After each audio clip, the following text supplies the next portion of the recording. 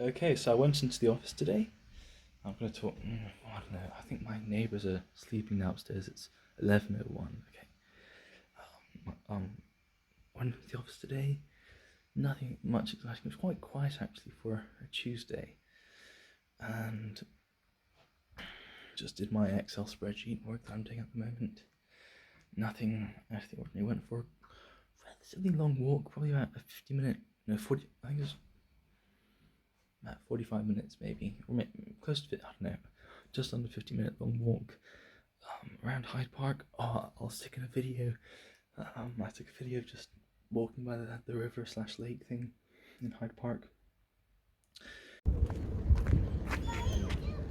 Here we are at Hyde Park.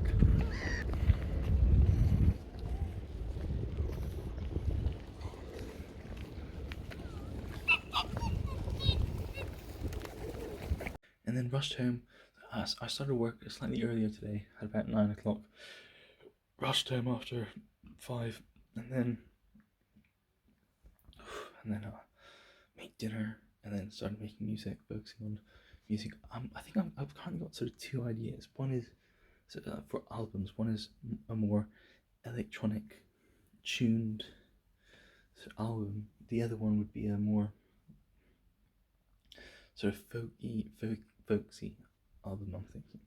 And what's got me going there is, for one, I like the two albums. I want to call one the electronic one. I want to call Waiting in a Queue, and then the what's it called, the folksy one I want to call Naked in the Shower. And the folksy one, I watched. I basically learned about Bon Iver's first album, For Emma, forever ago. Apparently that was just like this is. I don't think this is totally true, but apparently it was mostly made with an SM57 and two old guitars and some cheap DAW digital audio workstation. And yeah, that kind of annoys me that someone can create a really massively popular album out of just basically the exact same tools that I have. But when you listen to the album, that's clearly not true. There are like brass instruments, and there are sliding sort of string instruments, and there are all sorts of other instruments.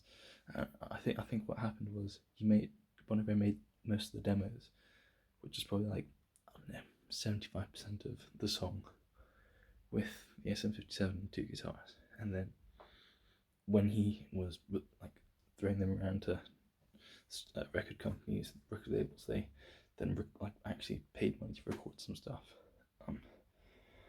But yeah, just anyway, so try to attempt to make something like that.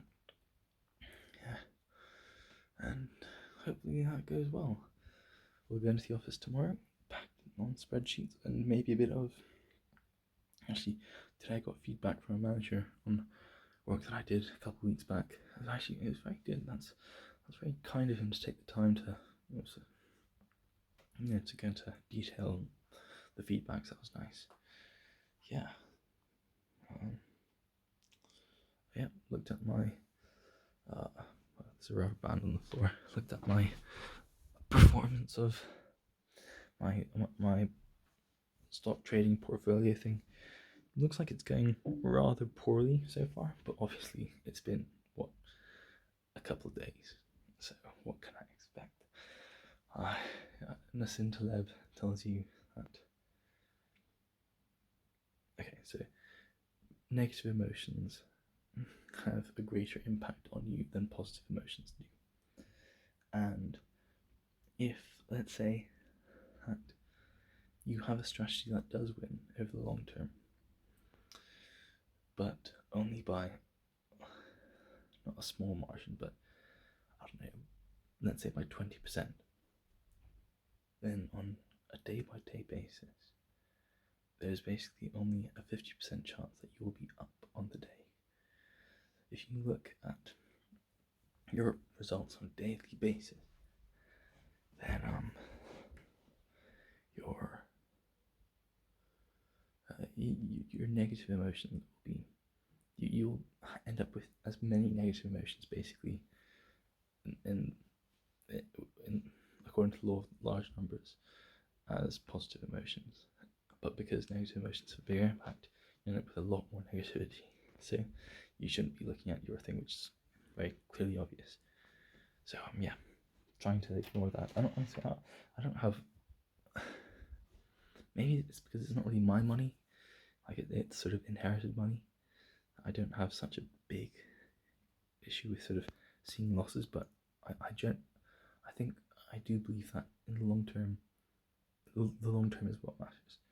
And so, you know, like I've seen back tests of my strategy, and you can end up with severe down periods, which end up in extremely volatile but great returns if you just keep holding. So yeah, we'll just keep holding.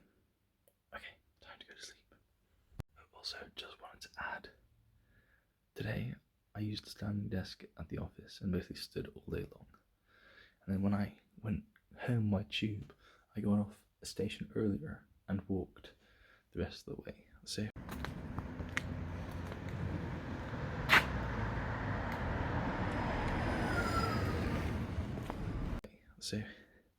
my legs are so sore today. I did the Hyde Park walk, stood all day basically, and was walked home by the tube.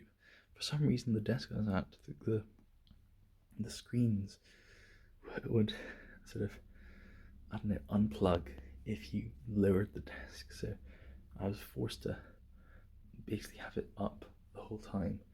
And if there were like moments where I wanted to sit down and just relax a bit, so then what I'd do is I'd sit down and then have my hand up on the desk and then look up at the computer screens, just because I couldn't lower them at all.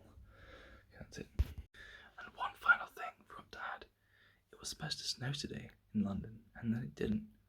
That's why I thought I'd take this diary vlog later in the day to wait for it until it snowed so I could get footage of it snowing, but never did. I think, at least not to my knowledge, it hasn't yet. Yeah, it definitely hasn't started snowing yet. Okay, so yeah, disappointing.